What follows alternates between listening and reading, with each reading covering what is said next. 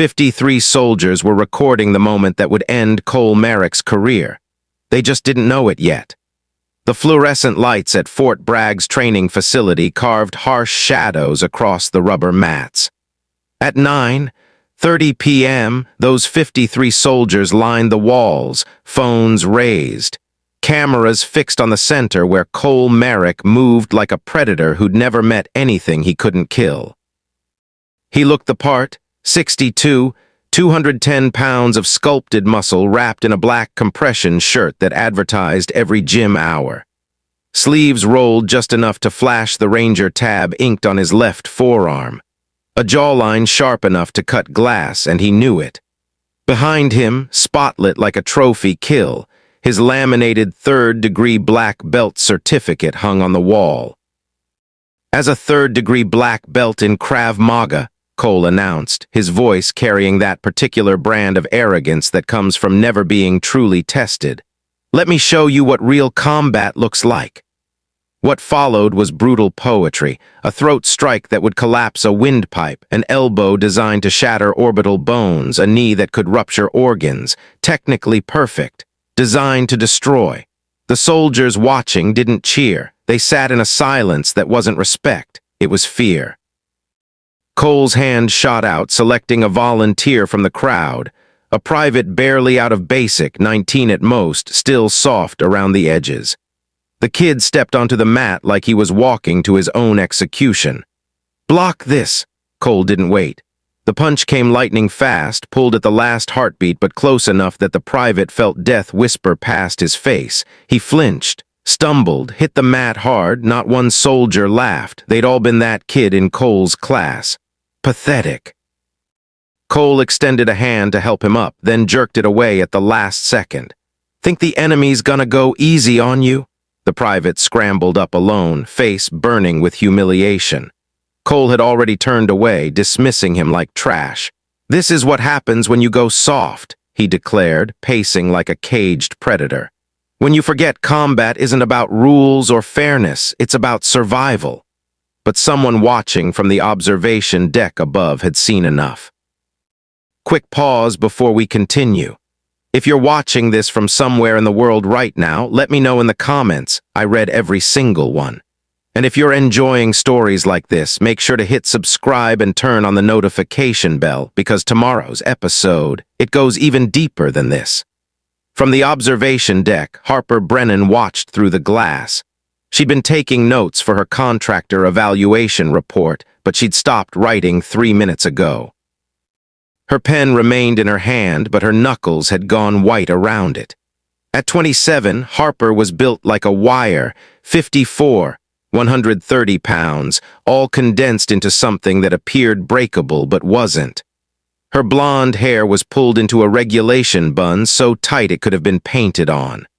A scar bisected her left eyebrow, a souvenir from Fallujah she never bothered to cover.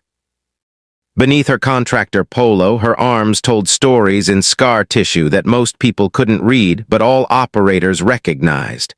She'd been at Fort Bragg for 6 weeks. 6 weeks of watching Cole Merrick cross lines. 6 weeks of soldiers coming to her privately saying they were afraid of him.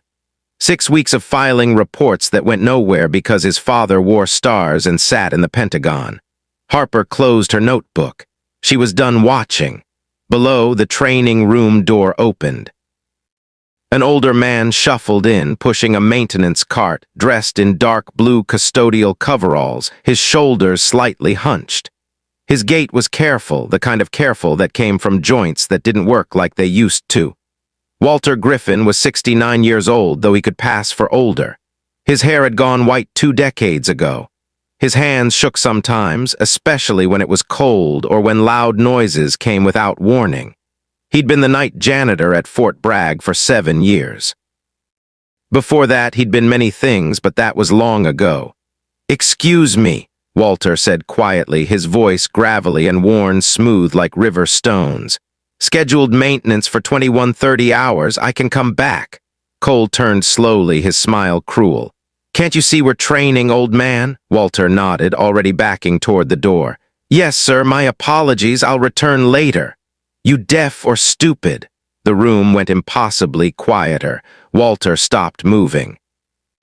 His hand tightened on the cart handle. For just a second, something flickered behind his eyes, something that wasn't old age, something that remembered different times, different wars.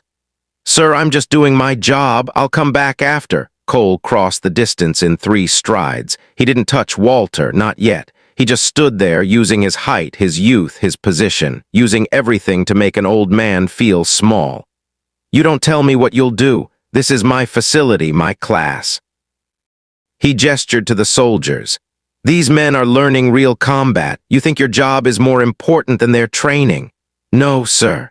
"Then get the hell out." Walter turned to leave. He'd made it 2 steps when Cole grabbed his shoulder, spun him around, and shoved, not hard enough to be assault, just hard enough to make a point. Walter stumbled. His hip caught the maintenance cart. He went down slowly, like watching a tree fall. He hit the mat with a sound too loud in the silent room. The cart tipped, spilling cleaning supplies. The smell of disinfectant filled the air. Cole stood over him. "Clumsy old bastard." Some soldiers had their phones out recording, always recording evidence or entertainment depending on what happened next. Walter lay there for a moment, his hands shaking worse now, both pressed flat against the mat like he was trying to remember how to do a push-up. Or like he was somewhere else entirely, some other floor, some other time, some other war. His breathing had changed, faster, shallower. The kind of breathing that came with panic attacks, with PTSD flashbacks, with being thrown back to a desert 20 years ago where falling meant dying. Cole laughed, actually laughed. "Look at him, can't even stand up, and you wonder why they put you out to pasture." He walked back toward his students, dismissing the old man like trash. "This is what happens when you don't maintain combat readiness. You become useless, weak. A burden on society instead of an asset." Cole was playing to his audience now, voice rising. "In the real world, weakness gets you killed, and if you're lucky, it only gets you killed. If you're unlucky, your weakness gets your brothers killed." Some soldiers shifted uncomfortably. They knew Cole was crossing a line, but nobody moved. Nobody spoke. Fear was a powerful motivator. "This old man probably never even saw combat," Cole continued. "Probably spent his career pushing papers in some air-conditioned office. Now he's cleaning up after real warriors because that's all he's good for. Enough." The voice from the doorway wasn't loud, but it carried weight that made every head turn. Harper Brennan stood in the entrance. She'd come down from the observation deck without anyone noticing. Her notebook was still in one hand, but her other hand hung loose at her side. Relaxed, ready. Cole's eyes narrowed when he saw her. Small woman, contractor badge, nobody important. "Who the hell are you?" Harper walked into the room. Her boots made no sound on the mat. She moved like water, slipping through cracks you didn't know existed. She walked past Cole without looking at him and knelt beside Walter. "Sir," she said quietly. "Are you hurt?" Walter looked up at her. His eyes were gray and faded like old denim, but sharp and alert. He studied her face, and something passed between them, recognition, perhaps, or just the acknowledgement when one operator sees another. "I'm fine, miss, just clumsy." Harper helped him to his feet, her hands gentle but firm. She steadied him, checking his pupils, watching his breathing, assessing for injury with the practiced eye of someone who'd done field medicine under fire. Then she bent to pick up the cleaning supplies. Cole watched with the expression of someone watching a performance he didn't understand. "You his girlfriend or something?" The soldiers shifted uncomfortably. They could feel where this was going. Harper straightened. She looked at Cole for the first time, really looked at him the way a sniper looks at a target, measuring distance, calculating. "I'm the person telling you to apologize." Cole blinked. Then he laughed, the sound growing bigger, meaner. Some of his students joined in, not all, but enough. "Apologize." Cole took a step forward, then another, trying to use his size again, his favorite weapon. "Do you know who I am?" "Cole Merrick, former Army Ranger washout, 3rd-degree black belt in Krav Maga, son of Major General Raymond Merrick." Harper's voice was flat, reciting facts like reading from a file. Currently under investigation for excessive force complaints. 3 formal complaints in the last year, 7 informal, all buried by your father's influence." The laughter stopped. Cole's face turned red. "Who the hell do you think you're talking to?" "A bully with a black belt," Harper said, setting down the cleaning supplies. "Still just a bully." Cole stepped closer, close enough to touch, close enough for everyone to see the size difference, the weight difference, the supposed mismatch. "You've got balls, I'll give you that." Cole's voice had gone quiet, dangerously so, "but you don't know what you're messing with. I know exactly what you are." "Yeah," Cole smiled, not a nice smile. "Then you know I'm a 3rd-degree black belt. I trained under the best Krav Maga instructors in Israel. I've put down men twice your size. I've fought in places that would make you piss yourself." Harper didn't react, didn't blink, didn't breathe harder. She just stood there looking up at him with eyes the color of winter sky. "You want to test that theory?" Cole said. "I want you to apologize to Walter." Behind her, Walter made a small sound, a warning or a plea. "Miss, don't." "It's not worth." "He's a veteran," Harper said, still looking at Cole. "He deserves respect." Cole laughed again. "A veteran, he's a damn janitor, probably never saw combat in his life, just one of those stolen valor.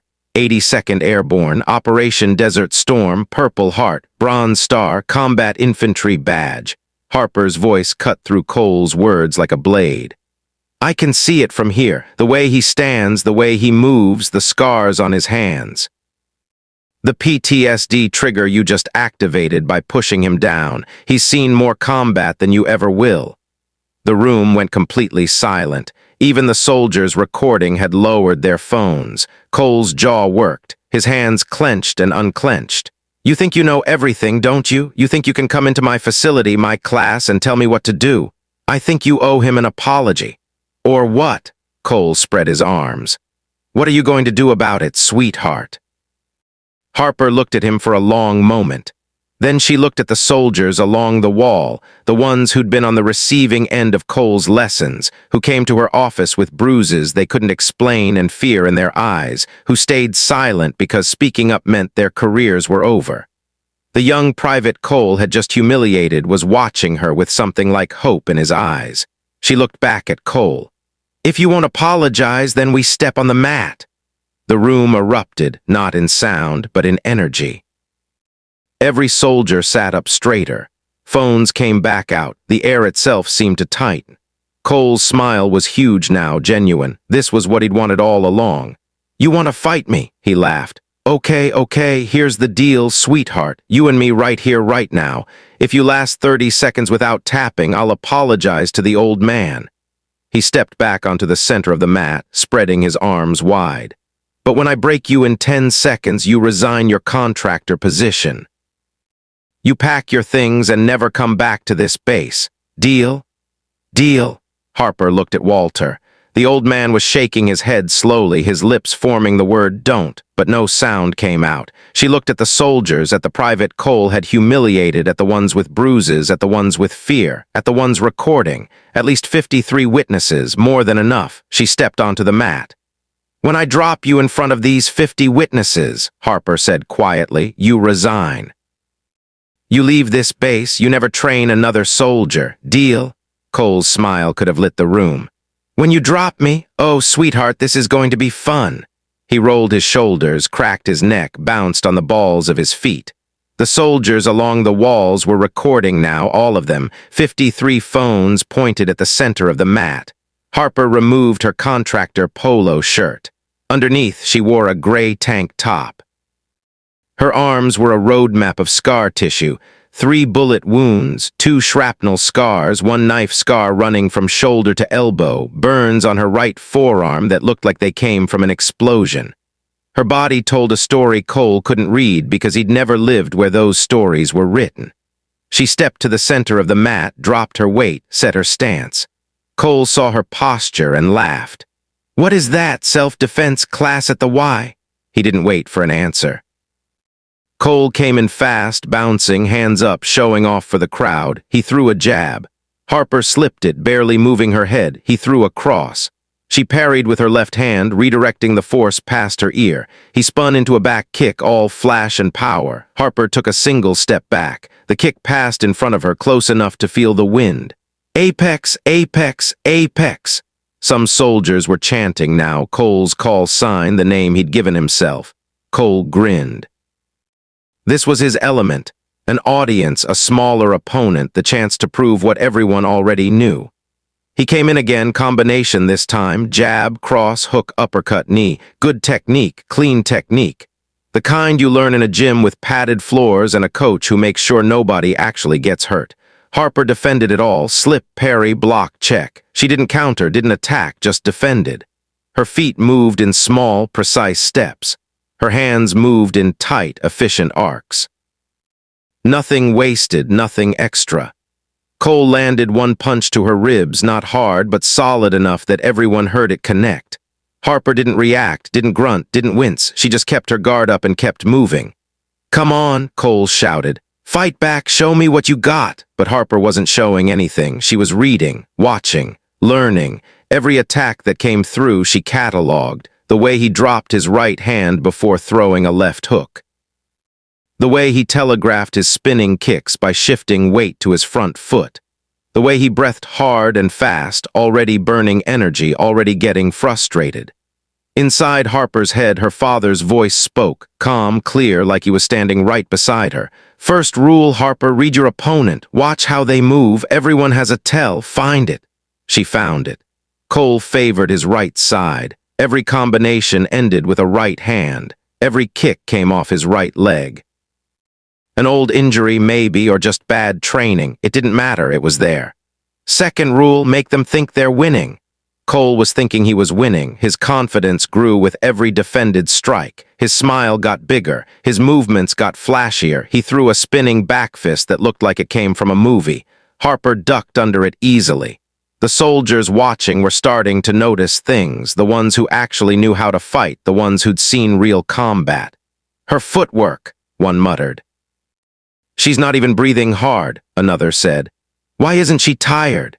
2 minutes had passed. Cole was breathing like he'd run a mile. Sweat darkened his shirt. His strikes were getting wilder, less controlled. He threw a haymaker that would have knocked out a horse if it landed. Harper leaned back 6 inches. The punch passed in front of her face, close enough to count her eyelashes. "Stand still, damn it," Cole roared. "Third rule, sweetheart, when they lose control, that's when you end it." Cole rushed in, frustrated, angry, forgetting everything he'd learned. He went for a takedown, double-leg wrestler style, drive through the hips, wrap the legs, take them down.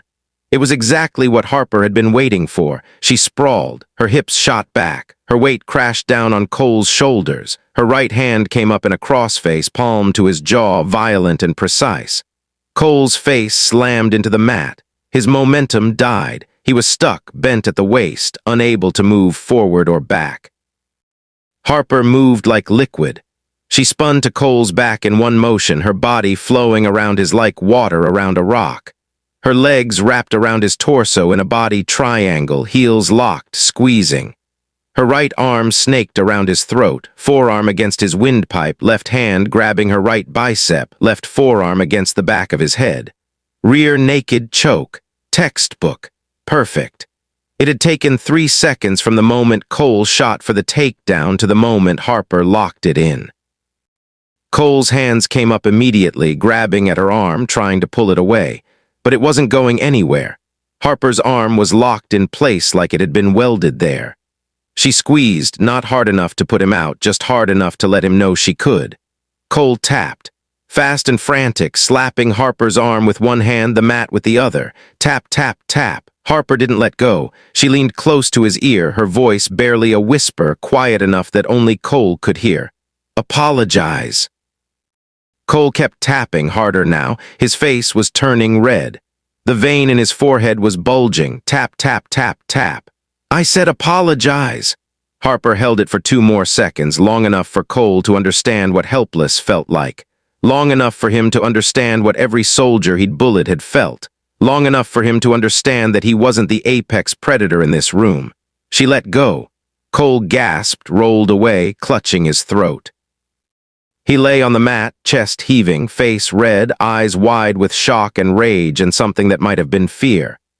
Harper stood up, stepped back to a neutral position. Her breathing was even. Her heart rate was steady. She looked like she'd just finished a light jog. The training facility was silent. 53 soldiers sat frozen, phones still recording, mouths open. They'd just watched something that shouldn't have been possible. Size didn't matter. Strength didn't matter. Rank didn't matter. The third-degree black belt meant nothing against someone who'd learned to fight where losing meant dying. Harper walked over to where Walter stood by the maintenance cart. She knelt, picked up the last of the cleaning supplies and handed them to him. "Are you okay, sir?" Walter took the bottles with shaking hands. His eyes were wet. He nodded once, unable to speak.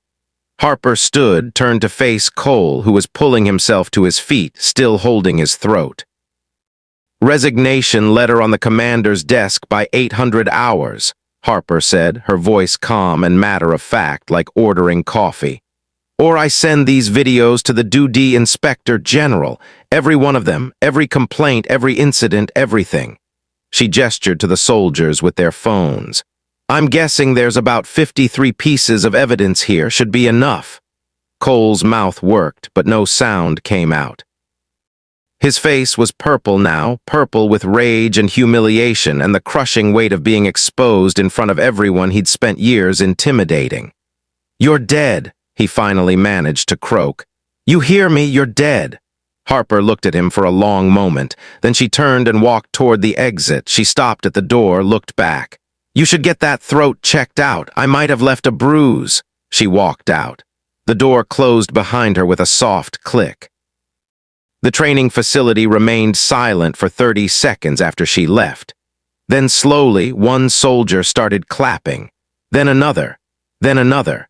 Within seconds, the room erupted, not the kind of cheering you'd hear at a sports game, but something different, something deeper. The sound of people who'd been held underwater finally breaking the surface. Cole stood in the center of the mat, surrounded by soldiers who'd feared him 5 minutes ago and now looked at him like he was nothing at all. He turned and ran from the room. Outside in the cool North Carolina night, Harper stood in the parking lot. Her hands were shaking now, delayed adrenaline.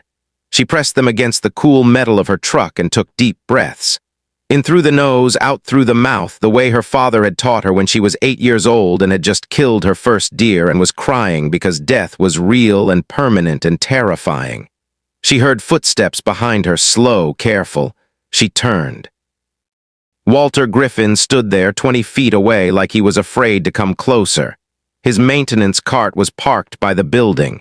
His hands were still shaking, but his eyes were clear. "Miss," he said. "Wait, please." Harper straightened. "Are you hurt? Do you need medical?" "I know who you are." Harper went still, really still. The kind of still that happens when a sniper is on the scope and a target appears. Walter took a step closer, then another. He moved like someone approaching a skittish animal, like someone who understood that the most dangerous things often looked harmless. "Your stance," he said quietly.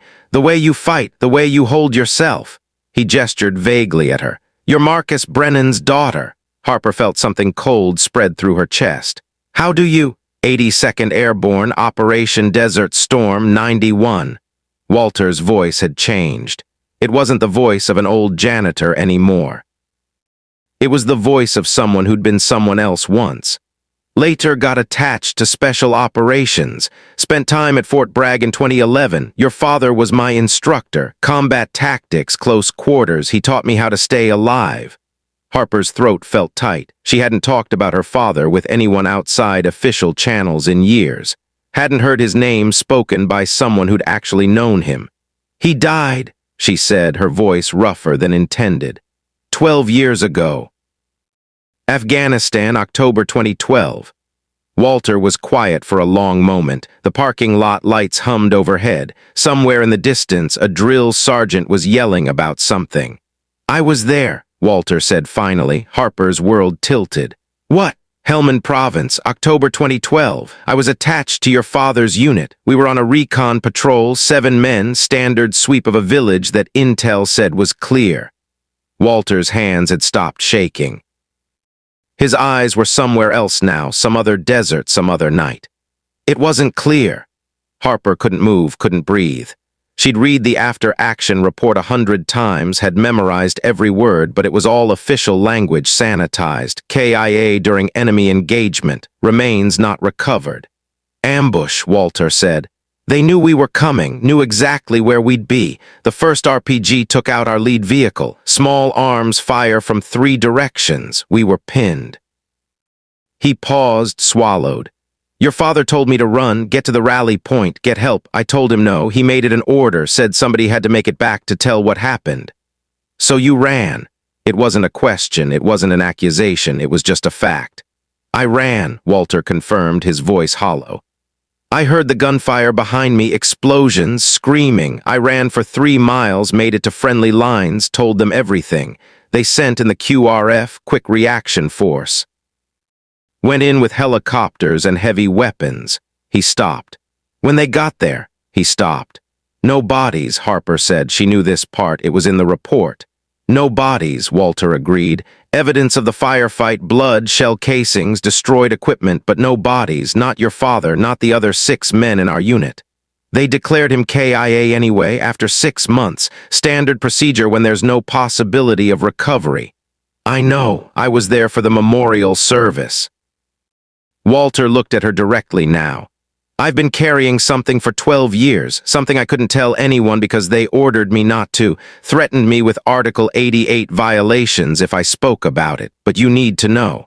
Harper felt her pulse in her throat. Know what? That ambush wasn't random. It was too precise, too organized. They wanted your father specifically, and the fact that there were no bodies. Walter's voice dropped even lower. Miss Brennan, I don't think your father died that day.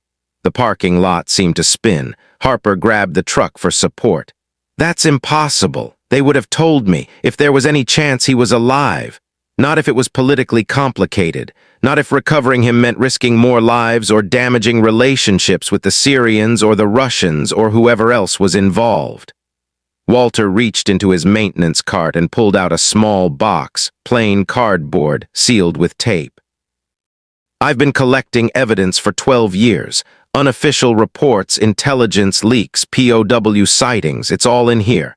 He held it out to her. Harper stared at it like it was a live grenade. Why are you telling me this now? Because that video you just made in there, it's going to go viral. By morning, your face will be everywhere, and if your father is alive somewhere, being held by people who pay attention to this kind of thing. Walter pressed the box into her hands. They're going to know Marcus Brennan has a daughter, and they're going to know she's skilled, dangerous, valuable. Harper looked down at the box. Her hands were shaking again. There's something else, Walter said. Cole Merrick, he's not just a bully, he's not just some washout with anger issues. I've been watching him for 2 years. Meetings with people he shouldn't be meeting with, money changing hands, encrypted communications. Walter's voice went even quieter. I think he's connected to whoever has your father. Harper looked up sharply. That's a serious accusation. I know, and I can't prove it, not yet, but if I'm right, then what you did in there tonight just made you a target. Walter stepped back, grabbed his maintenance cart. Read what's in the box, then decide what you want to do, but Harper. He used her first name for the first time. Be careful. If your father is alive, he's been a prisoner for 12 years. The people who could do that, who could keep an American operator locked up for that long. He shook his head. They're not going to give him up easily. He turned and walked away, pushing his cart, becoming just an old janitor again. But Harper had seen through that disguise now. She'd seen the soldier underneath, the one who'd been carrying guilt and secrets for 12 years. She looked down at the box in her hands. It was light, maybe 5 pounds. Inside, it was either proof that her father was alive or 12 years of a desperate man's delusions. Only one way to find out. Harper climbed into her truck, set the box on the passenger seat, and drove home through the empty base. Behind her in the training facility, 53 soldiers were already uploading videos to every social media platform they could find. By morning, 3 million people would watch Harper Brennan drop a 3rd-degree black belt in front of 50 witnesses. By morning, her face would be everywhere. By morning, people she didn't know in countries she'd never been would be making phone calls about Marcus Brennan's daughter. But Harper didn't know that yet. Right now, she was just driving home with a box full of possibilities and the ghost of her father riding in the passenger seat. Harper's apartment was a single-room efficiency 3 miles off base. Bare walls, government-issue furniture, a mattress on the floor because she'd never gotten around to buying a bed frame. The only personal items were a photograph of her father in dress uniform and a locked footlocker containing her service weapons, still registered, still maintained, still ready. She sat at the small kitchen table at 2:00 a.m., the cardboard box in front of her. She'd been staring at it for 30 minutes. Outside, North Carolina was dark and quiet. Inside, Harper's hands were steady as she broke the seal. The contents spilled across the table. Intelligence reports with classification stamps that shouldn't exist outside secure facilities, photographs, some clear, most grainy, handwritten notes in Walter's careful script. Names, dates, locations. A constellation of information forming a picture Harper didn't want to see but couldn't look away from. She started with the photographs. The first showed a group of men in desert camouflage American uniforms but no unit patches, taken from a distance, maybe surveillance footage. One man in the center, tall, blonde, his face turned away from the camera. The timestamp read March 2013, 3 years after her father supposedly died. The next photo was worse. A prison yard, concrete walls, razor wire. A man sitting against a wall, thin, bearded, his head down. The angle was wrong to see his face clearly, but his right forearm was visible. And on that forearm was a scar. Harper knew that scar. She'd asked about it when she was 7. Her father had told her it was from shrapnel in Mogadishu back when she was still in diapers. Her phone buzzed, then again, then it didn't stop buzzing. Harper picked it up. 217 messages, 346 missed calls. Her inbox was full. Her social media, which she rarely used, was exploding with notifications. She opened her phone. The first thing she saw was her own face, the video from the training facility.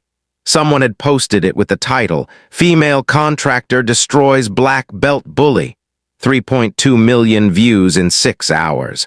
The comments were a flood. Most were supportive, some were analyzing her technique, others were trying to figure out who she was. And someone about an hour ago had posted the answer.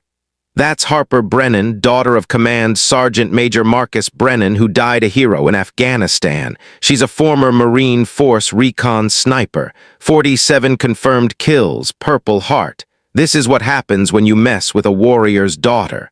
Her phone rang. Unknown number, she answered without thinking. Harper Brennan? A woman's voice, professional, clipped. This is Sarah Mitchell from CNN. We'd love to interview you about the incident at Fort Bragg. We can offer. Harper hung up. The phone rang again immediately, different number. She turned it off.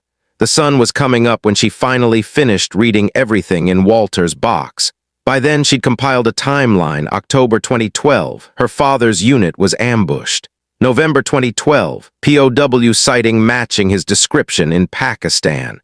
March 2013, another sighting in Iran. July 2014, intercepted communication mentioning the American instructor being moved.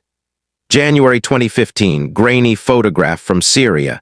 And on, breadcrumbs, whispers, ghosts of evidence that added up to a possibility Harper had never allowed herself to consider. Her father might be alive, somewhere in the desert, somewhere she couldn't reach. Yet, the last item in the box was a USB drive. Harper plugged it into her laptop. Single file, video. Clicked play. The footage was dark, night vision green, a compound somewhere, all concrete and rust. The camera was shaky, hidden like someone had filmed this on the run. Men in desert, fatigues moving between buildings. The timestamp was 6 months ago. And then the camera panned to a doorway. A man was being led out, his hands bound, his head down. He was thin, too thin. His hair and beard were long and gray. But when he looked up for just a moment, his eyes caught the light. Harper knew those eyes. She'd inherited them. She watched the video 17 times. Then she closed her laptop and sat in the dark apartment as the sun finished rising and Fort Bragg came alive outside her window. Her phone, still off, sat on the table next to the photograph of her father. In the picture, he was smiling, proud, wearing his dress uniform at her high school graduation. He'd been so alive then, so present, so there. She'd spent 12 years believing he was dead, 12 years honoring his memory. 12 years trying to be worthy of the legacy he'd left behind. If he was alive, everything changed. If he was alive, she'd spent 12 years not looking for him. If he was alive, she was going to find him or die trying. Harper stood up. She had work to do.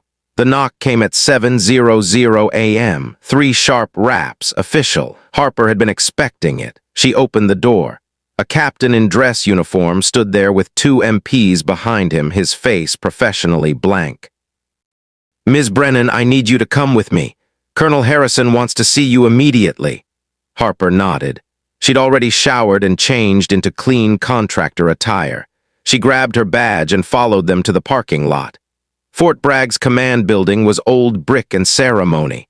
Harper had been here twice before, both times for contract briefings.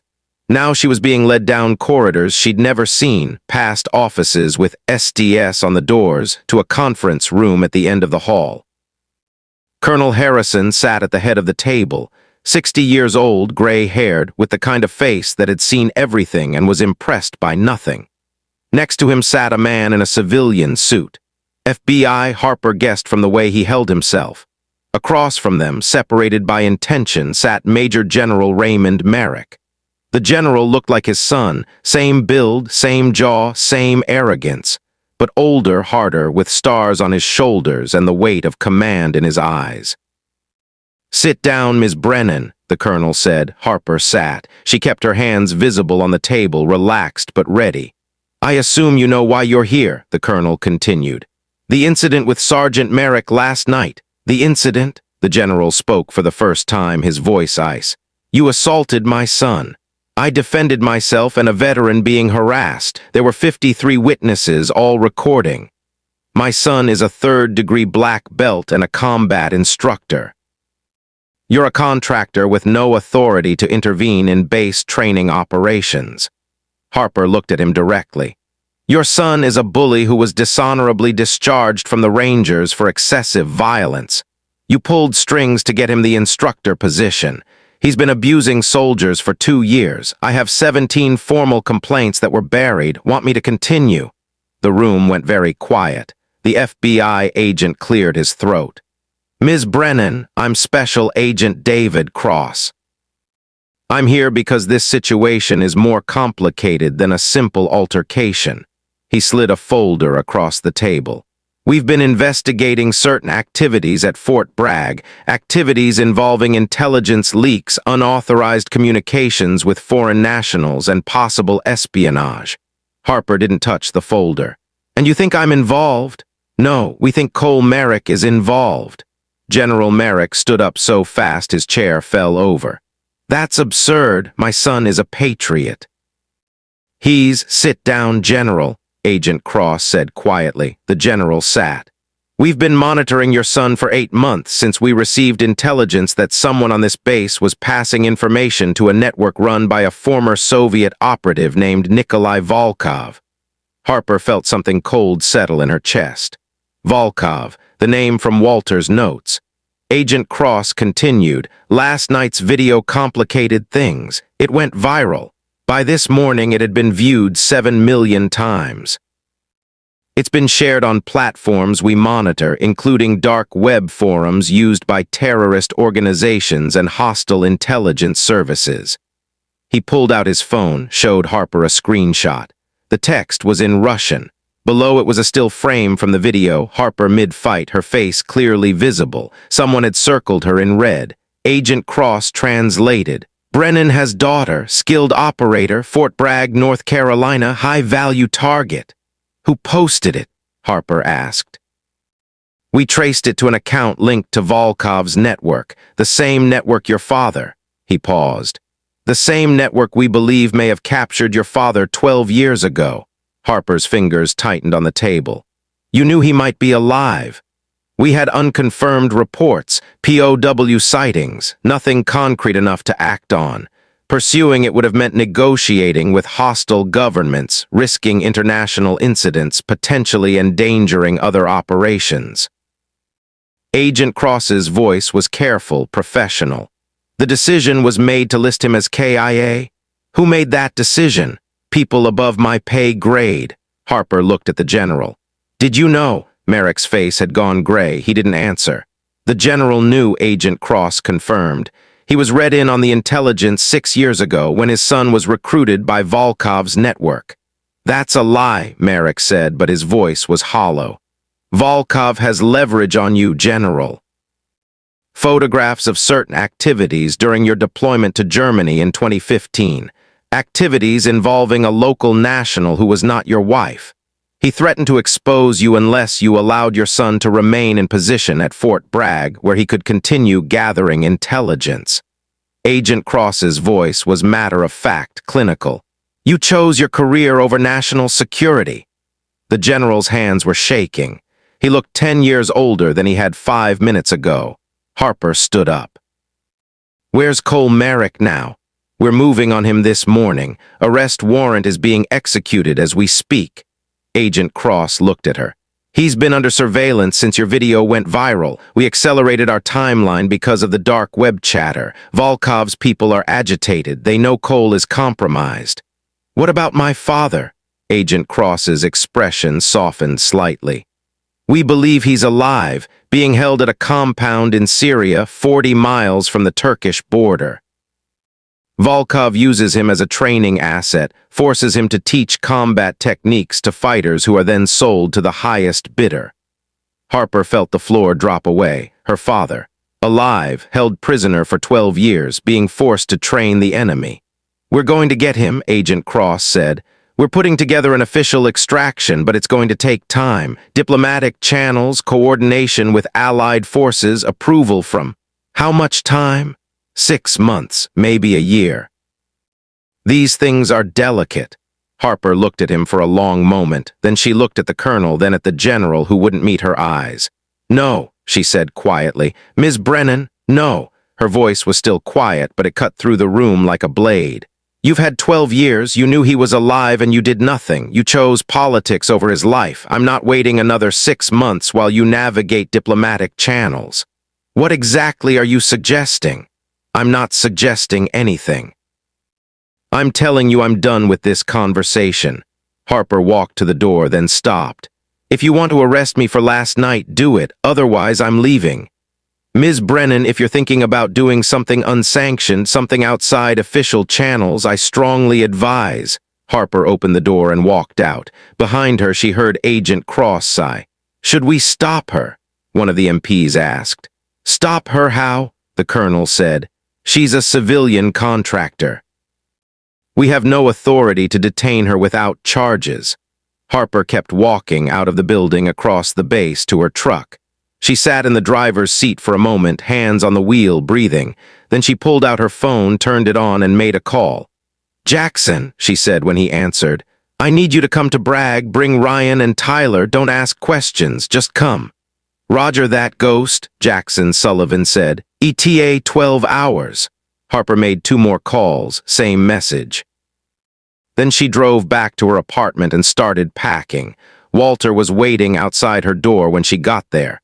I heard about the meeting, he said. FBI came to talk to me this morning. They know everything. I figured they might. I've been less careful than I should have been. Old man losing his edge. He smiled, but it was sad. What are you going to do? He asked. What I should have done 12 years ago if anyone had told me the truth. They won't sanction a mission, too politically complicated. I know, Walter nodded slowly. Then you're going to need help. I have help coming. I mean me. Harper looked at him, really looked at him. He was 69 years old. His hands shook. He had PTSD and bad knees and a limp he tried to hide. Walter, I ran away once, he said, his voice steady. When your father told me to, I followed orders and I ran, and I've lived with that guilt every single day since. I'm not running again. This isn't your fight. The hell it isn't. Your father saved my life in Kuwait, took a bullet meant for me, spent 3 weeks in the hospital while I walked away without a scratch. Walter's eyes were clear, hard. I owe him a debt I can never repay, but I can try, let me try. Harper wanted to say no, wanted to tell him he was too old, too broken, too much of a liability, but she saw something in his eyes that she recognized. The same thing she saw in the mirror every morning, the need to do something that mattered. The need to make things right. Support only, she said finally.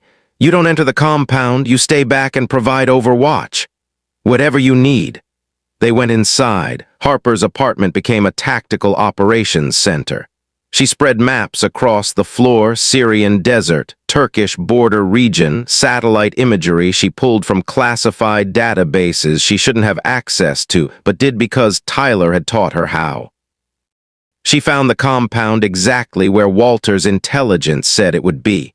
Concrete structures arranged in a rough square, guard towers on 3 corners, single road in and out, 30 miles from the nearest town.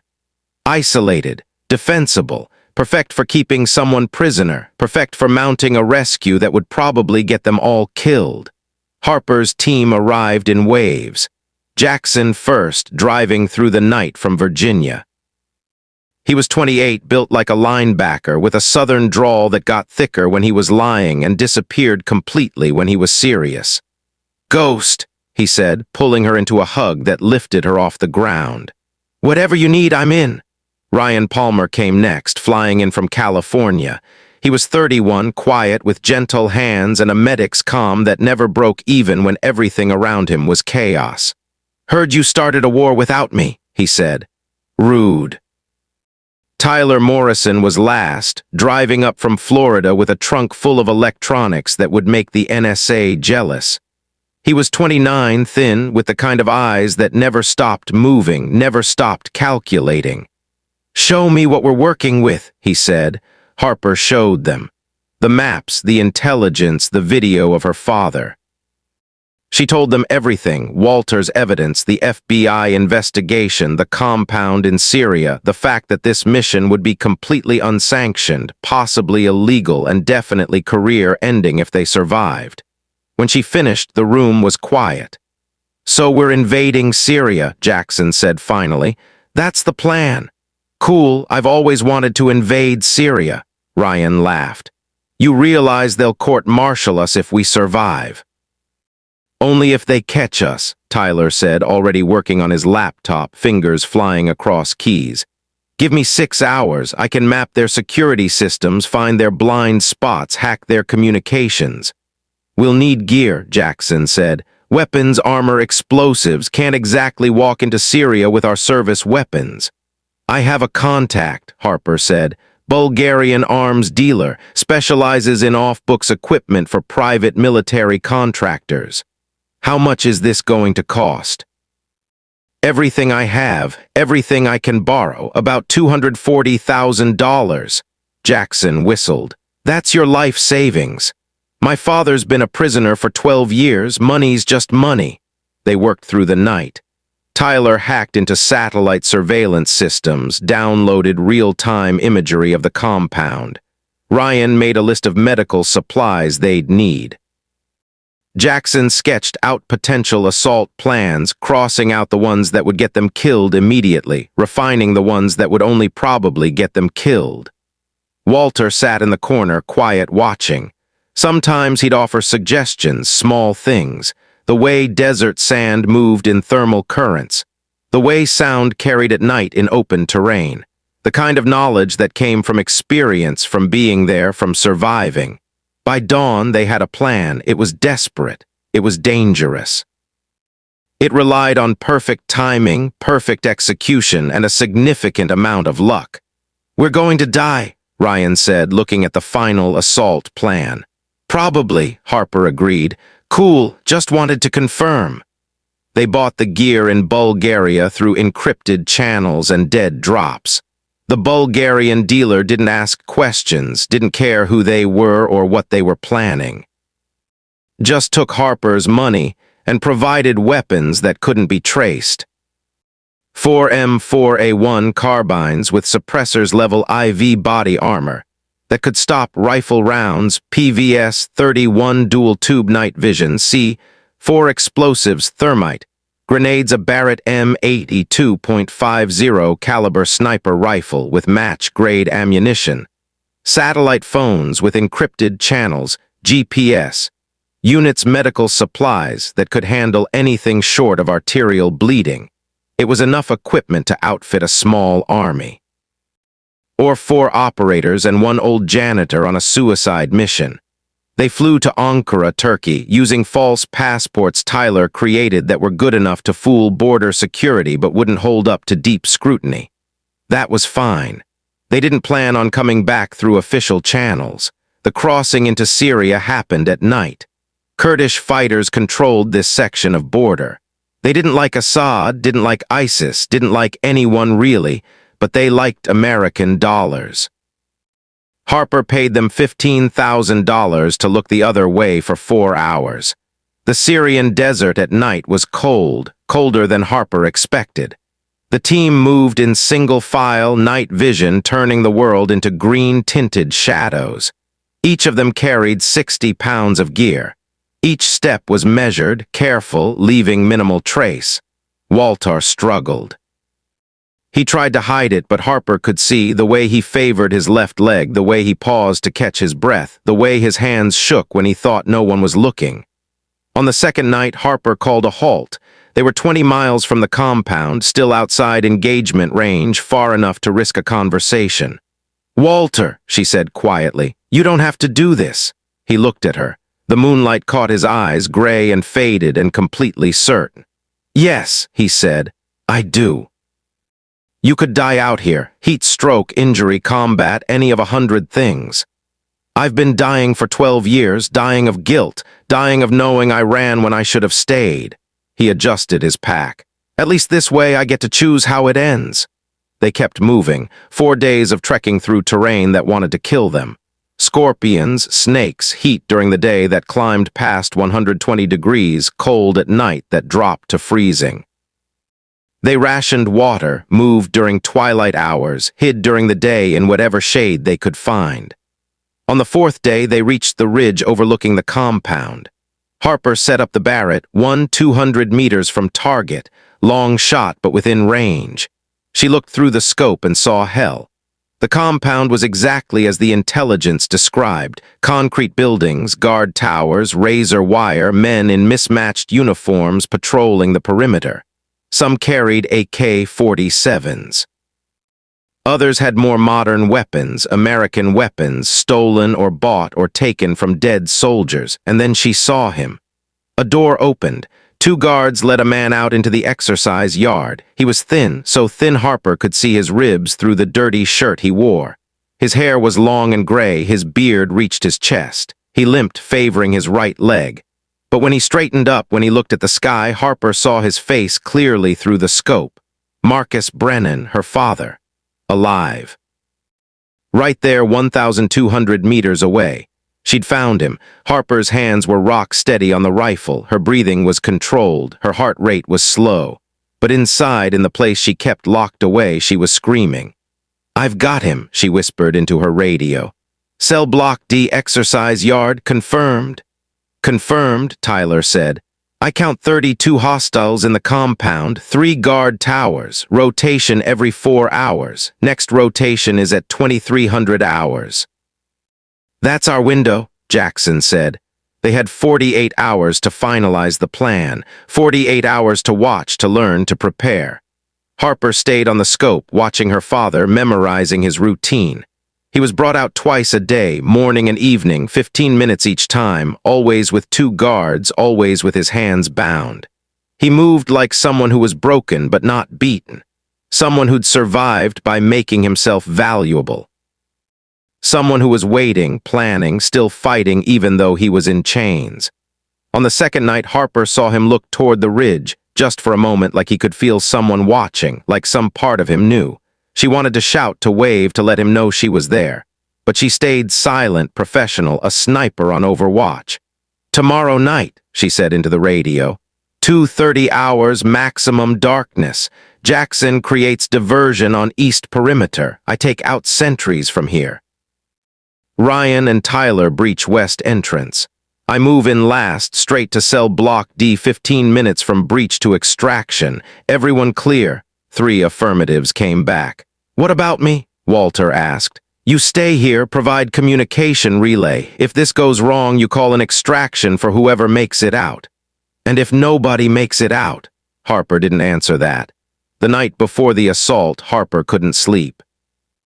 She lay in her sleeping bag, staring at the stars, thinking about her father 1,200 meters away. Thinking about the 12 years he'd been a prisoner, thinking about how close they were to getting him back, or how close they were to dying. Walter sat beside her, keeping watch. You're like him, you know, he said quietly.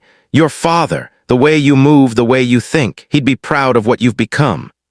I'm about to invade a foreign country without authorization. Pretty sure that's not what he'd want. He'd want you to come for him. He'd do the same for you without hesitation, without permission, without caring about consequences. Walter was quiet for a moment. You know what he told me that last night before the ambush? He said his daughter was going to be something special, said he could see it in her, the warrior spirit, the refusal to quit. He said you were going to be better than he ever was. Harper felt tears on her face. She didn't wipe them away. We're going to get him back, she said. I know. And you're going to help me do it. I know that too. The stars turned overhead. The desert was silent except for the wind. And 1,200 meters away in a concrete cell, Marcus Brennan slept and dreamed of a daughter he hadn't seen in 12 years and wondered if she even remembered him. She remembered, and she was coming. The Syrian desert at 200 hours was absolute black. No moon, cloud cover thick enough to block the stars. Perfect conditions for what came next.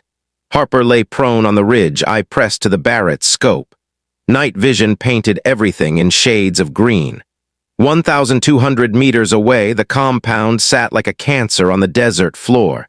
3 guard towers, 32 hostiles. 1 prisoner who'd been waiting 12 years for someone to come.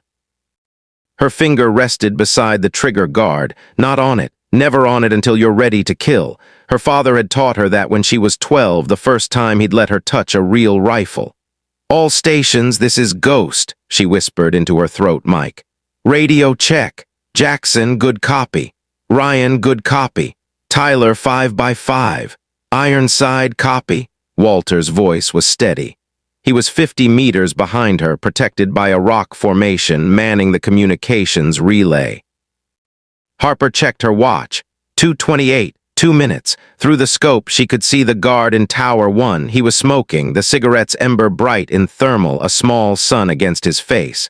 Tower 2's guard was leaning against the railing, head down, maybe sleeping. Tower 3 was alert, scanning the perimeter with binoculars. Tower 3 would be first. 60 seconds, Harper whispered. She controlled her breathing. In through the nose, 4 counts. Hold for 4. Out through the mouth for 4. Her heart rate slowed, 60 beats per minute, 55-50. The world narrowed to the scope, to the crosshairs, to the wind she couldn't feel but knew was there, blowing left to right at 8 miles per hour. She adjusted her aim, 3 inches left, half an inch up, accounting for bullet drop at this distance, accounting for the Earth's rotation, accounting for everything her father had drilled into her during 10,000 practice shots. 30 seconds. Tower 3's guard lowered his binoculars, turned to look at something inside the compound. His profile was clean, clear, perfect. 10 seconds. 9, 8. Harper's finger moved to the trigger. The Barrett was loaded with match-grade ammunition, 50 caliber, enough power to punch through engine blocks, more than enough for what she needed. 3, 2, 1, execute. 3 things happened simultaneously. Jackson detonated the charges he'd planted on the east perimeter. The explosion was massive, theatrical, exactly what they needed. A fireball rose into the night sky. The sound rolled across the desert like thunder. Every guard in the compound turned toward the explosion, and Harper fired. The Barrett kicked like a mule. The sound was enormous, but it didn't matter anymore. They were committed. Through the scope, Harper saw Tower 3's guard drop, not wounded, dead. The round had taken him center mass, the impact throwing him backward off the tower entirely. She cycled the bolt, smooth, automatic muscle memory from 1,000 repetitions. Tower 1. The guard had dropped his cigarette, was reaching for his radio. Harper adjusted, fired. The guard went down hard, slumping over the railing. Cycle, breathe, acquire. Tower 2. The guard who'd been sleeping was awake now, scrambling for his weapon. Harper put the crosshairs on his chest, squeezed. 3 shots, 3 kills, 8 seconds. Tower's clear, she reported. Ryan, Tyler, your go. Moving, Ryan's voice came back. Harper shifted her aim to the compound's west entrance. Through the scope, she could see Ryan and Tyler approaching, shadows moving with purpose. They reached the gate. Tyler attached something to the lock. 3 seconds later, the gate swung open. Guards were responding now, rushing toward the east perimeter where Jackson's diversion was still burning. They were shouting, disorganized, exactly as planned. One guard broke from the pack, running toward the west entrance. He saw Ryan and Tyler started to raise his weapon. Harper's 4th shot took him in the chest. He dropped. West approach clear, she said. I have overwatch. Ryan and Tyler disappeared into the compound. Harper tracked them through the scope as far as she could, then shifted to covering the approaches. Any guard who moved toward the west side of the compound found themselves in her crosshairs. 5th shot. 6th. 7th. The Barrett's magazine held 10 rounds. She was burning through them faster than planned, but every shot was necessary. Every shot was protecting her team. We're inside, Tyler's voice crackled. Moving to cell block D, Harper reloaded. Her hands were steady, mechanical, but inside her heart was hammering. Her father was in there right now, probably hearing the explosions, the gunfire, wondering what was happening, probably hoping it was rescue.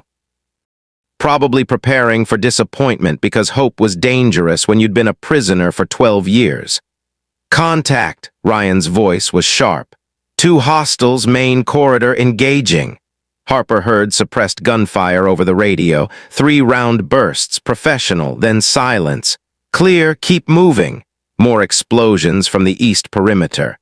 Jackson was doing his job, keeping attention focused away from the breach point, but it wouldn't last forever. Eventually, someone would realize the real threat wasn't the fire. Eventually, they'd respond to the west side. Multiple tangos converging on your position, Harper reported, tracking a group of 5 guards through her scope. They were moving with purpose now, organized, realizing the east perimeter attack was a diversion. Copy, how many? 5, armed with AKs, 60 meters from your position and closing. We need 30 seconds. Harper made a decision. I'm moving in. Ghost negative. Stay on overwatch. You need support, I'm coming. She left the Barrett, grabbed her M4A1, started running down the ridge toward the compound. Behind her, Walter's voice came through the radio. Harper, what are you doing? My job. The desert floor was uneven, rocky, treacherous in the dark. Harper ran anyway. Night vision turned the world into a green nightmare, but she'd trained for this. Countless night operations, countless runs through terrain that wanted to kill her. She covered 400 meters in 90 seconds. Her lungs were burning, but her hands were steady when she reached the compound's west wall. She could hear gunfire inside now, not suppressed. The enemy had made contact with her team. Harper found a ladder on the side of Tower 1, climbed it. The guard she'd shot earlier was still there, sprawled across the platform in a position no living person could maintain. She stepped over him and used the tower's elevated position to scan the compound. There, cell block D, a concrete structure in the northwest corner. Ryan and Tyler were pinned down outside the entrance by 6 guards using a transport truck for cover. Harper raised her M4, aimed, fired. 3 round burst. 1 guard down, shift, fire, 2nd guard down. The remaining 4 realized they were being shot from behind, turned toward the tower. Harper was already moving, descending the ladder, using the tower itself for cover as return fire sparked off the metal. She hit the ground, rolled, came up behind a concrete barrier. The guards were exposed now, caught between Harper and her team. Ryan and Tyler took advantage. 30 seconds later, all 6 guards were down. "Cell block D secured," Ryan reported. "We're going in." Harper sprinted across the compound, boots crunching on gravel. Somewhere behind her, she could hear more shouting, more gunfire. The compound was fully alert now. It was only a matter of time before they were overwhelmed. She reached cell block D. The door was heavy steel, but Tyler had already bypassed the electronic lock. He pushed it open and they entered. The interior was exactly what Harper had expected and worse than she'd imagined. Concrete corridors lit by bare bulbs, the smell of human waste and decay, small cells lining both sides, each with a heavy metal door and a small viewing slot. Most cells were empty. Some contained prisoners, men in rags, staring at the newcomers with eyes that had seen too much. "End of the corridor," Tyler said, checking a handheld device hacking the compound's security system. "Cell 7. They moved fast. Ryan swept each cell they passed, making sure no one was hiding, no ambush waiting. Harper's finger was on her trigger, weapon up, ready for anything, and then they reached Cell 7. The door was locked, not electronically. Old-fashioned deadbolt. Tyler pulled out a breaching tool, positioned it, pulled the trigger. The door frame shattered. He kicked the door open. The cell was small, 8 feet by 8 feet. A cot in one corner, a bucket in the other. And sitting on the cot, looking up at them with eyes Harper had seen in mirrors her entire life, was her father. Marcus Brennan was almost unrecognizable. The man in Harper's memories had been 200 pounds of muscle and certainty. The man in front of her was maybe 140 pounds. His hair was gray and long. His beard reached his chest. His skin was weathered like old leather. His clothes were rags, but his eyes were clear, alert, calculating the threat even as he saw the American equipment, the familiar weapons, the possibility of rescue. Those eyes locked onto Harper's face, and for a moment time stopped. "Dad," Harper said. Her voice broke on the word. Marcus stood slowly, like someone who'd forgotten how to trust good news. He took one step forward, then another. His mouth opened, but no sound came out. "Harper." It was barely a whisper, like he was afraid saying her name would make her disappear. "You're not real. You can't be real." Harper lowered her weapon, took off her helmet, let him see her clearly. "I'm real, Dad. I'm here. I'm getting you out." Something broke inside Marcus Brennan. Harper saw it happen. 12 years of holding himself together. 12 years of surviving by becoming stone. All of it cracked and crumbled. He took 3 quick steps and pulled her into his arms. He was shaking. They both were. Harper felt tears on her face and didn't know if they were hers or his or both. Her father smelled like unwashed human and desperation and survival. He felt like bones wrapped in skin, but he was alive. He was real. He was here. "You shouldn't have come," Marcus said into her hair. "You shouldn't have risked. I'm not leaving you, not again, not ever." "How did you—" "We need to move," Ryan interrupted gently. "Extraction window is closing." Marcus pulled back, looked at Harper's face like he was memorizing it. Then his operator training reasserted itself. He straightened up, his eyes cleared, became tactical. "How many are you?" 4 + 1, small team, unsanctioned. Marcus smiled. It was small and broken, but real. "That's my girl," he paused. "Who's in command?" "I am." The smile grew. "Then let's get the hell out of here." They moved back through the cell block. Ryan handed Marcus a spare sidearm, a Glock 19. Marcus checked it with movements that were automatic, ingrained, impossible to forget even after 12 years. They reached the door. Tyler held up a hand. "We've got a problem." "Define problem," Harper said. "The explosion brought more people than expected. I'm counting 50+ hostiles converging on the compound, maybe a nearby outpost responding. We're going to be cut off." "Where's our extract?" 2 clicks north, but we'll never make it through that many hostiles on foot, especially carrying wounded. "Then we thin the herd first," Marcus said. His voice was rough from disuse, but the command in it was unmistakable. "What's your heaviest firepower?" "C4 and thermite. I can bring down the whole compound if needed." Marcus looked at Harper. "You have a sniper on Overwatch?" "Barrett M82 on the ridge, 1,000 meters out." "Good." Here's what we do: plant explosives on structural supports, create chaos, use the confusion to break contact. Your sniper provides covering fire while we move to extract. Standard E&E protocol. It was a good plan, simple, direct, exactly what Harper would have done. What she had been trained to do by the man giving the orders. Tyler, you heard him. Start planting charges. 5-minute fuse. Ryan, you're on point. Dad, you're in the middle. I'm rear guard.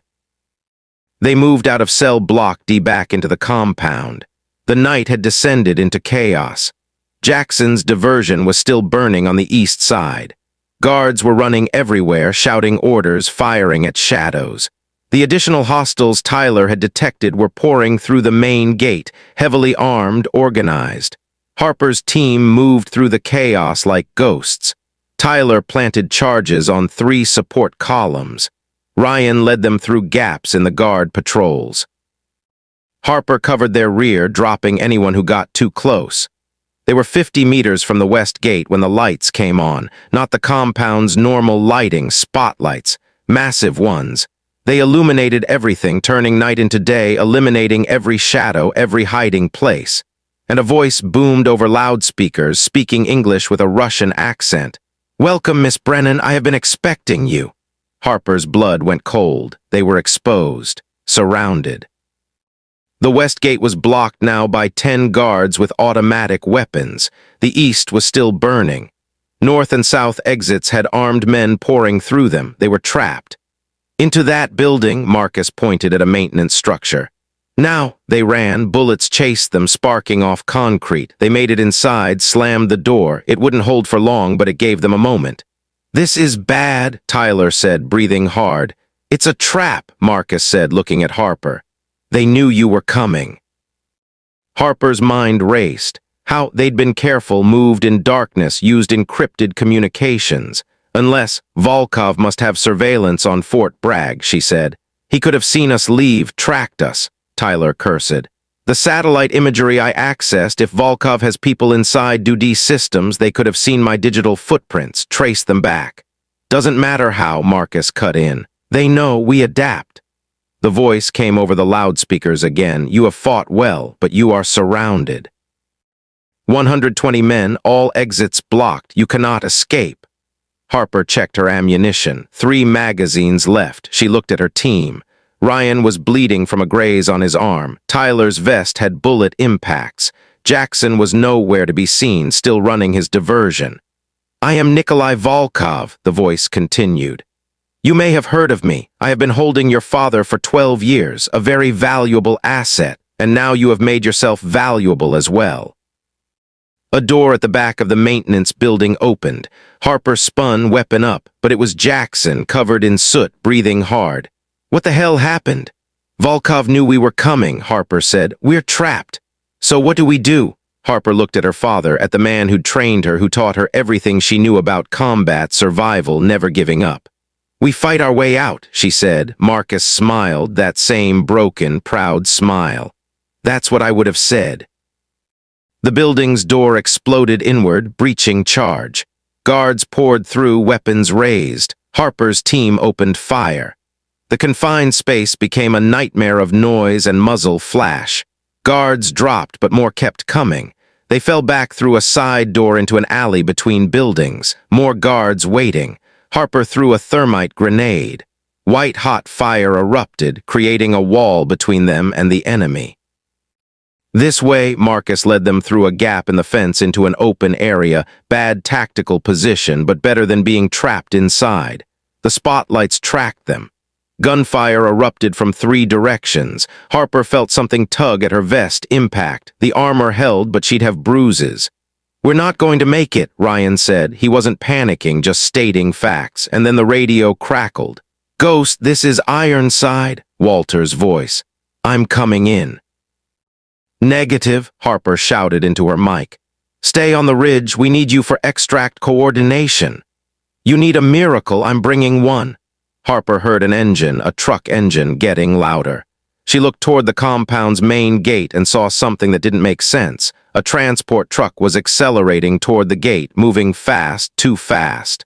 The guards at the gate raised their weapons, started firing at it, but the truck didn't slow down. It hit the gate at 40 mph. The gate disintegrated. The truck kept coming into the compound toward the center where Harper's team was pinned down, and then Harper understood. "No," she screamed into the radio. "Walter, no." The truck was loaded with every explosive they had left, C4, thermite, grenades, all of it. Walter had loaded it all into the truck and was driving it straight into the heart of the compound. "I've been dying for 12 years, Walter's voice came through the radio, calm, peaceful. "Time to make it count." "Harper," he paused. "Tell Marcus I kept my promise. Tell him I didn't run this time." The truck was 30 meters from Harper's position, heading straight for the largest concentration of enemy forces, heading toward the ammunition depot on the east side. "Get down," Marcus screamed. He grabbed Harper and pushed her behind a concrete barrier. Ryan, Tyler, and Jackson dove for cover. The explosion was apocalyptic. It wasn't one blast, it was a chain reaction.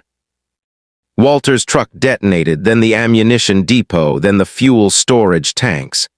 The entire compound became fire and shockwave and devastation. Harper felt the heat wash over her, felt the ground shake, felt debris raining down like hail. The spotlights died. The loudspeakers went silent, and when she looked up, half the compound was simply gone. The screaming started. Guards who'd survived were burning, running, dying. Others were buried under rubble. The organized force that had trapped them was shattered, scattered, destroyed. "Move now," Marcus said. "While they're disorganized." They ran through smoke and fire and chaos. The north exit was unguarded, the men who'd been there either dead or helping the wounded. Harper's team burst through into the open desert. Behind them, secondary explosions continued. The compound was eating itself, destroying everything, including Harper knew Walter's body. They ran for 15 minutes before Marcus called a halt. They were a kilometer from the compound, far enough to be safe, close enough to see the fire painting the sky orange. "Ironside," Harper said into her radio, even though she knew. "Walter, do you copy?" Silence. "Walter, please respond." Nothing. She kept trying, kept calling his name, even as they resumed moving toward the extract point, even as the fire behind them began to die, even as the sun started to rise and paint the desert in shades of red that looked too much like blood. Marcus put his hand on her shoulder. He made his choice. He died a warrior. He was supposed to stay back. He was supposed to be safe. He was never going to be safe, not with the guilt he carried. Marcus's voice was gentle. He got to die saving his brothers. That's what he wanted. That's what he needed. They reached the extract point 2 kilometers from the compound, a rocky outcropping that provided some concealment. Harper collapsed against a boulder. Her team gathered around her. They'd all survived, miraculously, impossibly, but Walter was gone, and they weren't safe yet. They were in hostile territory with no official support, 200 miles from the Turkish border with a man who'd been legally dead for 12 years and couldn't exactly walk through a checkpoint. "We need to move," Harper said finally. "Kurdish fighters are expecting us at the border in 6 hours. We don't make that window, we're on our own." "You have a plan for crossing?" Marcus asked. "Same way we came in, bribes and false papers." "That won't work with me. I'm flagged in every database, KIA. The moment my biometrics hit any system, alarms go off. Then we don't use official crossings. We hike 180 miles through mountains and desert." Marcus smiled. "Just like old times." They walked for 4 days, rationing water, moving during twilight hours, hiding during the day. Marcus was weak from 12 years of captivity, but he kept pace, never complained, never slowed them down. He was a professional to his core. On the 3rd day, they heard helicopters, American, Harper thought from the sound, search and rescue or pursuit. They hid in a cave until the sound faded. On the 4th day, they crossed into Turkey. The Kurdish fighters met them as promised, provided transport to Ankara. From there, Harper made a phone call to Agent Cross. "You're in so much trouble," Cross said when he heard her voice. "I have CSM Marcus Brennan alive in Turkey. We need immediate extraction and medical." There was a long pause. "Stand by." 6 hours later, a military transport landed at a private airfield outside Ankara. Medical personnel took Marcus immediately. 3 weeks of debriefing followed. Questions, investigations, threats of court-martial, but the public pressure was too strong. Harper's video had 40 million views. The story of her father being held captive for 12 years was international news. The story of her unsanctioned rescue mission was being called either heroic or reckless, depending on who you asked. In the end, the Pentagon quietly gave Harper's team medals that would never be publicly acknowledged. Marcus was officially recovered, with no details about how. Cole Merrick got life in prison for treason. General Raymond Merrick was forced into retirement. And Walter Griffin was finally given the recognition he deserved. 3 months after the rescue, on a crisp October morning, Harper stood in Arlington National Cemetery, Section 60, where heroes are buried. 2 graves side by side.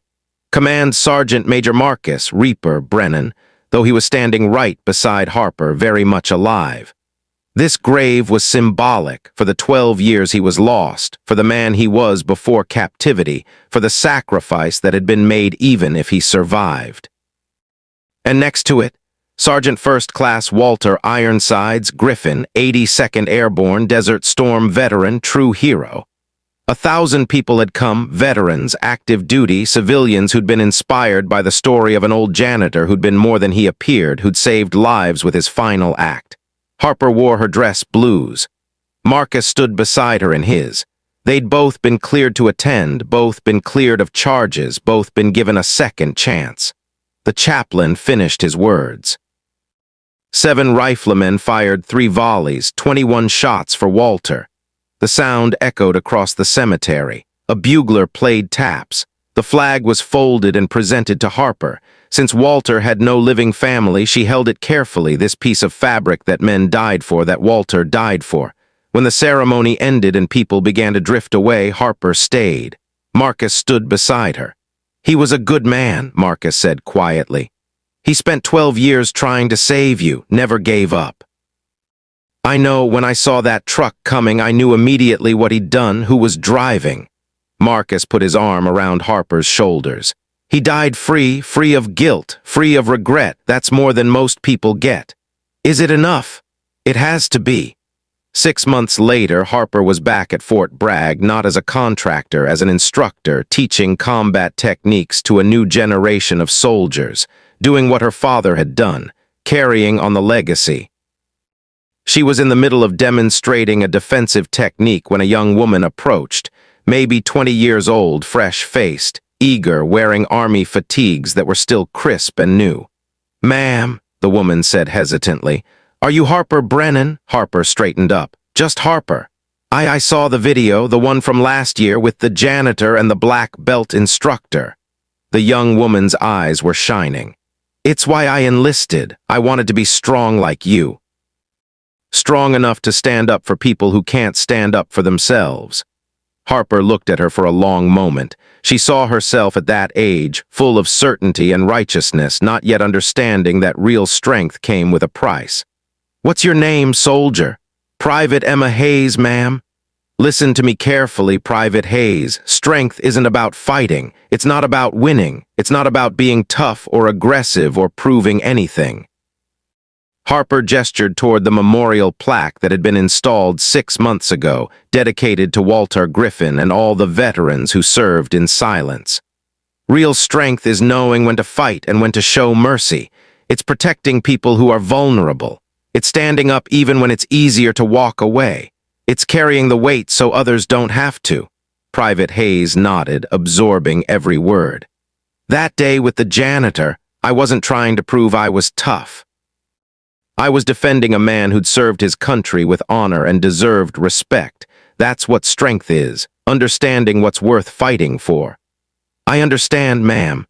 "Do you? Because real strength often means sacrifice, it means loss, it means carrying scars you'll never lose." Harper touched the scar on her eyebrow. "It means becoming someone who makes hard choices in the dark so others can sleep safely. Are you ready for that?" Private Hayes stood straighter. "Yes, ma'am, I am." Harper smiled. She saw determination in the young woman's eyes, the same determination she'd had, the same determination her father had taught her. "Then let me teach you something my father taught me, something a good friend died proving." Harper looked at the memorial plaque. "Real warriors don't fight for glory or recognition. They fight for each other. They fight for people who can't fight for themselves. They fight because someone has to, and they're the ones capable of doing it right. How do I become that kind of warrior?" "You already started. You stood up. You enlisted. You chose service over comfort. Now you just have to remember why every single day, especially on the days when it's hard, especially when the world tells you to quit." Harper turned back to her class, 50 soldiers watching, learning, becoming the next generation. "Remember this," she said to all of them. "Every one of you will face a moment where you have to choose between doing what's easy and doing what's right, between walking away and standing up, between silence and action." She looked at Private Hayes. "When that moment comes, I hope you remember an old janitor who nobody respected, who turned out to be one of the bravest men I ever knew, who showed me what true strength looks like." The class was silent, really listening, really understanding. "Dismissed," Harper said. "Be back here at 600 tomorrow. We're running the obstacle course. Full gear in the dark. If Sergeant Griffin could fight at 69, you can run at 20. The soldiers dispersed. Harper gathered her training materials. Her father was teaching a class in the next building.